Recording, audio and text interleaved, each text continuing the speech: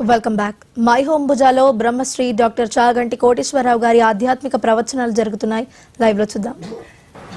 మీరు సమస్త శాస్త్రములు పిండేస్తే అందులోంచి వచ్చే రెండు అక్షరాలు ధర్మం. వేదోఖిలో ధర్మమూలం. సమస్త వేదముల యొక్క ప్రయోజనం ధర్మాన్ని చెప్పడమే. ధర్మము అన్న మాటకు అర్థం ఎప్పుడూ ఒక్కలా ఉండదు. ధర్మం అంటే ఏదో నేను ఎవరికో ఒక యాచకుడికి 10 రూపాయలు ఇస్తే ధర్మం అన్న మాట అన్వయం కాదు.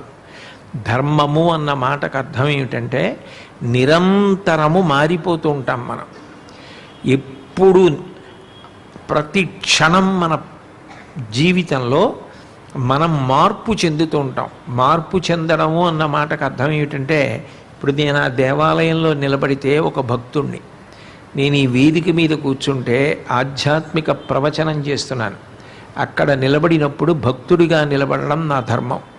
ఇక్కడికి వచ్చి కూర్చున్నప్పుడు శాస్త్రము చేత ప్రతిపాదింపబడిన విషయము తప్ప అశాస్త్రీయమైన విషయమును మాట్లాడకుండా ఉండడం నా ధర్మం.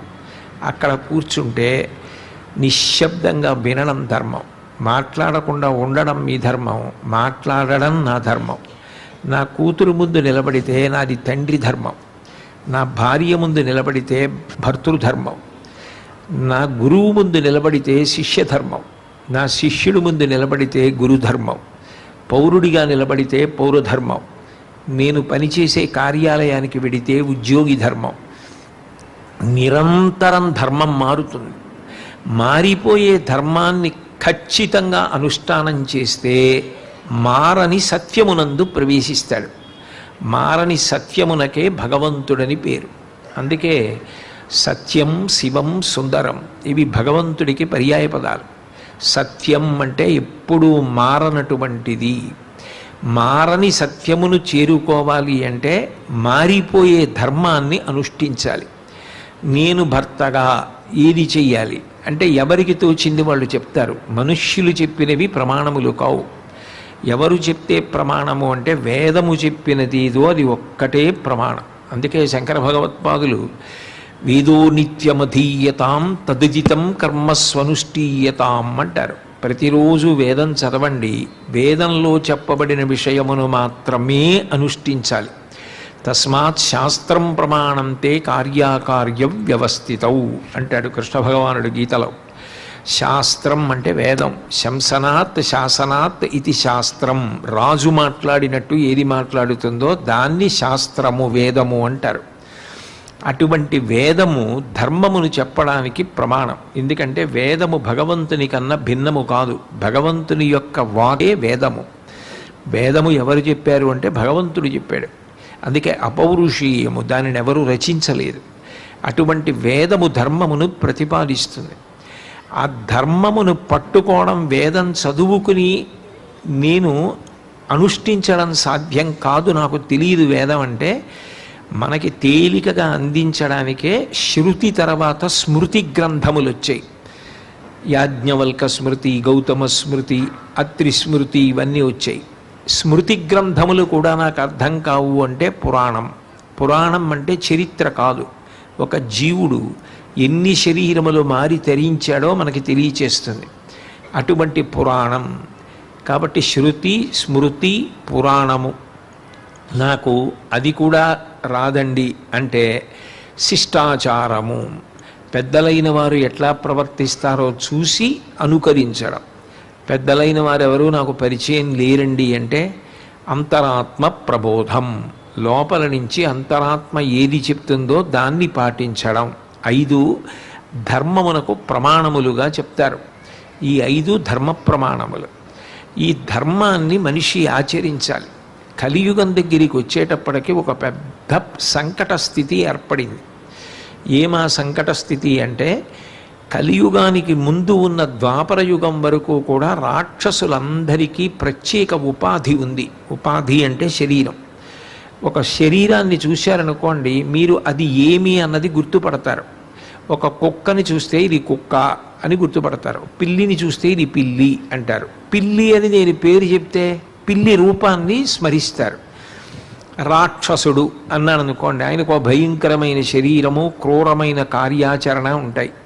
ద్వాపర యుగం వరకు రాక్షసులకు శరీరము వేరుగా ఉంది.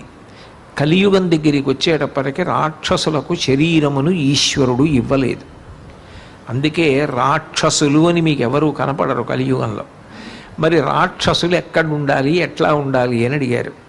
రాక్షసుడి శరీరము ఉండదు, కానీ రాక్షస స్థానము మనిషి మనసే. మనిషి మనస్సు ఎందే ఉంటారు. మనిషి మనస్సు ఎందు మాత్రమే ఉండి మనిషే రాక్షసుడిగా విజృంభిస్తాడు. అర్థం లేని కోపాన్ని పొందాడనుకోండి, అర్థం లేని ఆలోచనలు పొందాడనుకోండి, భావన యందు వ్యగ్రతని పొందాడనుకోండి, మనిషి రాక్షసుడైపోతాడు. అందుకే కలియుగానికి ప్రాధాన్యత ఏమి అంటే గురువులు ప్రధానం. మనిషి మనసులో రాక్షసుడు తొలగిపోవాలి అంటే నిరంతర ప్రబోధం జరుగుతూ ఉండాలి. అట్లా ప్రబోధం చెయ్యడం కోసమే ఒకప్పుడు కైలాస పర్వతం మీద మౌన వ్యాఖ్య చేస్తే సనక సనందనాదులు అందుకున్నారు, దక్షిణామూర్తిగా పరమశివుడు అందిస్తే.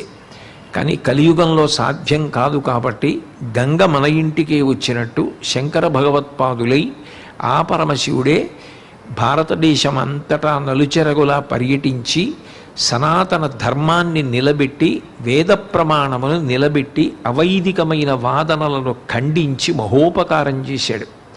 కాబట్టి గురువు యొక్క స్పర్శ లేకుండా, గురువు అనుగ్రహం లేకుండా మనసులో ఉన్న రాక్షసుడు తొలగిపోడు. కాబట్టి కలియుగంలో ఉండే మనుష్యుల యొక్క ప్రధానమైన ఇబ్బంది ఏమిటి? ఈ ఉపాధితో తప్ప తరించడం సాధ్యం కాదు. ఇతర ఉపాధులతో తరించడం ఎప్పుడో ఎక్కడో అసాధారణంగా జరుగుతుంది. శ్రీకాళహస్తిలో ఒక సాలెపురుగు, ఒక పాము, ఒక ఏనుగు తరించాయి అంటే చాలా అరుదైన విషయం. కానీ ఒక మనిషి శరీరాన్ని పొందడమే తరించడానికి సాధ్యం. భగవంతుణ్ణి ఆరాధించడానికి మొట్టమొదటి ఉపకరణము ఏది అంటే మనుష్యుని యొక్క శరీరమే. ఈ శరీరంలో ఉన్నాడు, ఆవు పాలు గొప్పవి అని తెలుసుకుని తెచ్చి అభిషేకం చేస్తాడు. తులసి దళం తెచ్చి శ్రీ మహావిష్ణువు పాదముల మీద సమర్పిస్తాడు. ఒక బిల్వదళాన్ని తెచ్చి పరమశివుడి పాదముల మీద సమర్పిస్తాడు. మనిషి శరీరంలో ఉన్నాడు కాబట్టి ఏది పవిత్రమో తెలుసుకుని ఆరాధన చేస్తాడు. శ్రద్ధ అనొక మాట, శంకర భగవత్పాదులు శ్రద్ధ అన్న మాటని వ్యాఖ్యానం చేస్తూ శాస్త్రస్య గురువాక్యస్య సత్యబుద్ధ్యావధారణ సా శ్రద్ధ కడితా సిద్ధి యయా వస్తూపలభ్యతే అంటారు. శాస్త్రము చెప్పింది, గురువుగారు చెప్పింది పరమసత్యము అన్న నమ్మకాన్ని పొంది ఉండడానికే శ్రద్ధ అని పేరు. ఆ శ్రద్ధ ఎవరు పొందగలరు అంటే మనిషి ఒక్కడే. మిగిలిన ప్రాణులకు శాస్త్రం చదవడం కానీ, గురువు బోధని వినడం కానీ, పుణ్యకార్యములను ఆచరించడం కానీ, ప్రయత్నపూర్వకంగా సత్వగుణాన్ని అవలంబించడం కానీ సాధ్యం కాని